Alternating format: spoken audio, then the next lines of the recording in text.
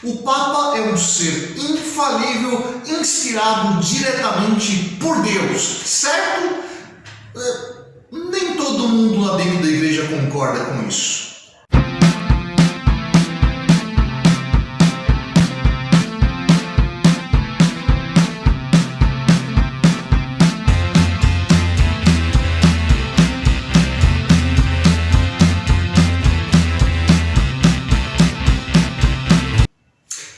Na videoaula de hoje, vamos antecipar aí um pouquinho os temas do mês do medo, né, que começam agora a partir de agosto, né? Como se hoje é o último dia de julho, então a gente vai trabalhar um elemento que está aí na passagem para essas histórias meio macabras que eu consigo contar para vocês aí durante o mês de agosto, né? Então vamos lá, sobre o que falaremos hoje? Hoje vamos falar sobre a Igreja Católica como instituição e o peso político que a Igreja Católica promoveu durante a Idade Média. E para isso vamos falar aí do caso do Papa Formoso.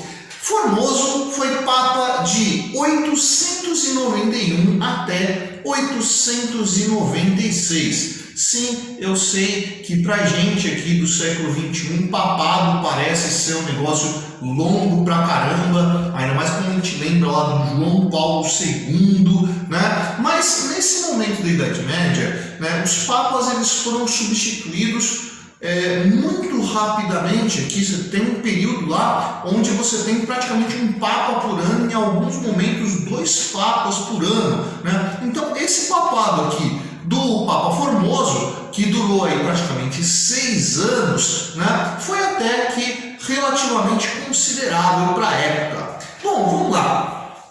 O que a gente vai trabalhar aqui, né? Primeiro, vamos ver algo que aconteceu após o papado de Formoso, algo que vai acontecer no ano de 897, já com o Papa Estevão VI. Né? O que aconteceu lá no papado de Estevão VI, que se refere ao Papa Formoso? O Papa Formoso ele foi julgado num sínodo da igreja, né? E julgado por quê? Ele foi julgado por ilegalidade do papado, né? E a coisa foi bastante macabra, inclusive por isso que eu iniciei aqui a videoaula fazendo referência ao mês do medo que a gente faz aqui sempre em agosto, né? O Papa Formoso já estava morto quando ele foi julgado no Sínodo de Roma, né? E ele foi julgado pelo quê? Ele foi julgado por essa ilegalidade, afinal de contas, ele já era bispo de uma outra sé antes de ser nomeado Papa de Roma. O Papa nada mais é que o bispo da sede, né? O bispo da sé de Roma, né? E para o Formoso ser julgado, ele teve que estar presente no momento do sínodo. Como assim estar presente se ele já estava morto?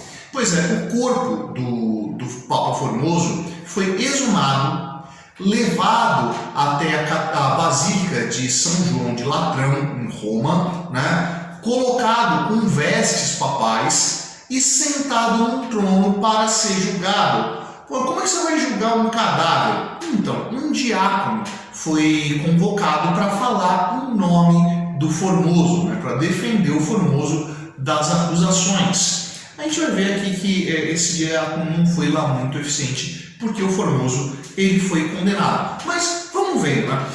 Por que essa acusação do Formoso? Simplesmente porque ele já era bispo de outra sé quando ele foi eleito Papa.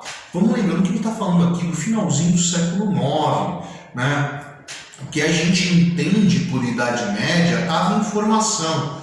E a igreja era uma instituição extremamente importante, extremamente influente. Vamos lembrando também que ali no século IX, as fronteiras da Europa não estavam lá muito bem definidas e você tinha uma série de disputas entre um conjunto de povos ali de origem bárbara que estavam gradativamente se solidificando nos chamados reinos bárbaros, né? Tudo ainda é muito nebuloso e é como se todo mundo estivesse caminhando em areia movediça, né? Você tem um conjunto de nobres disputando ali as fronteiras dos territórios, entrando em conflito constante, e quem estava mediando era sempre a igreja, de forma não muito eficiente nesse momento, justamente por isso que os conflitos ali pululavam dentro da Europa, né? E vamos lá, o Formoso, ele tinha um histórico assim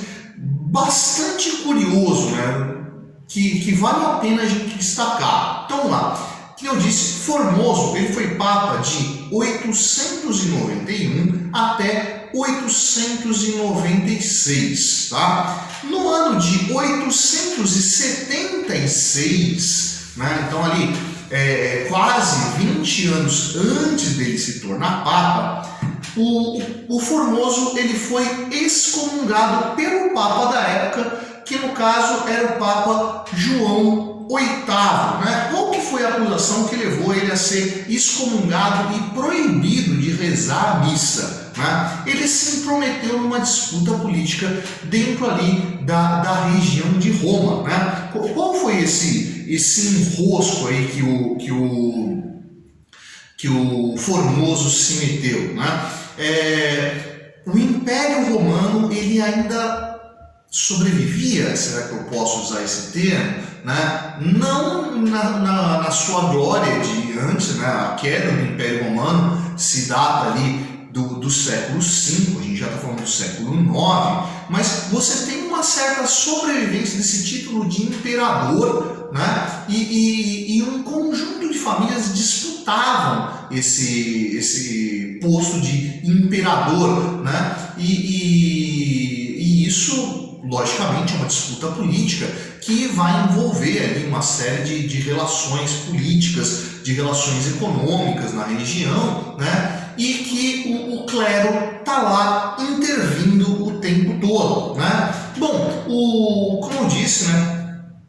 Por essa intervenção do Formoso, o Papa João VIII excomungou o Formoso e proibiu ele de celebrar a missa. Mas assim que o João VIII morreu, João VIII foi substituído por outro Papa, que foi o Marinho I. E o Marinho I, né, retirou a excomunhão do Formoso. O Marinho I estava mais alinhado com os grupos do lado de Formoso, né, e retirou a excomunhão e recolocou o Formoso como bispo do Porto, né, Portugal, né? Então ele estava lá como bispo do Porto. Vê que essa era a causa do julgamento do Papa Formoso sob a liderança do papado de Estevão VI, né? Bom, vamos lá. Então, Formoso já tinha sido excomungado, já tinha sido reconciliado com a igreja, e quando o Formoso se torna papa, lá no ano de 891, outubro de 891, né? Logo de cara, assim que ele se torna papa, ele vai estimular um nobre chamado Arnulfo de Caríntia, né, a tomar Roma, depor aquele que tinha o título de imperador e assumir esse título em Roma, né? E o Arnulfo assim o fez, né? Foi para cima de Roma, tomou a cidade de Roma, mas o antigo imperador conseguiu fugir de lá e refugiou-se em Spoleto, né? Então, apesar do Arnulfo tomar Roma, ele não conseguiu assumir o título de imperador, né? Porque ele precisava depor o antigo imperador. E por que ele não conseguiu depor esse imperador? Porque assim que ele tomou Roma, ele foi tomado de uma paralisia. Como assim paralisia? Pois é, os registros não são lá muito detalhados, né? E tudo está envolto num misticismo muito grande. Inclusive, essa paralisia do Arnulfo foi visto como um castigo divino. Então, vê que o Papa que apoiava Arnulfo, né, apoiou um cara que estava sofrendo um castigo divino. Percebe então que os grupos políticos envolvidos lá vão estar num imbróglio gigantesco. gigantesco, né? E aí, né, aliás, a tomada de Roma se dá justamente no último ano do papado de Formoso, né? Então,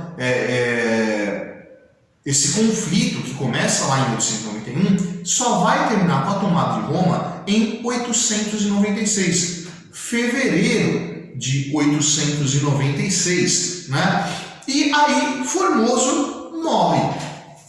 Quando Formoso morre, ele é sucedido não por Estevão VI, né? Ele é sucedido por Bonifácio VI, que ficou um período muito curto no papado, ficou apenas 2 semanas como papa, morreu e aí sim é eleito Estevão VI. Estevão VI, inclusive, que num determinado momento esteve ao lado de Formoso nessa disputa, né, por quem seria o imperador de Roma. Mas quando Estevão VI assume o título de Papa, ele já está alinhado com as famílias de Spoleto, né, que apoiavam o antigo imperador, inclusive mantinham o refúgio. Então o Papa ficou numa situação, o Papa, no caso Estevão VI, ficou numa situação extremamente constrangedora, né? Então, o antigo Papa estava contra o aliado do novo Papa. Como é que Estevão, né, atual Papa, vai conseguir se livrar disso?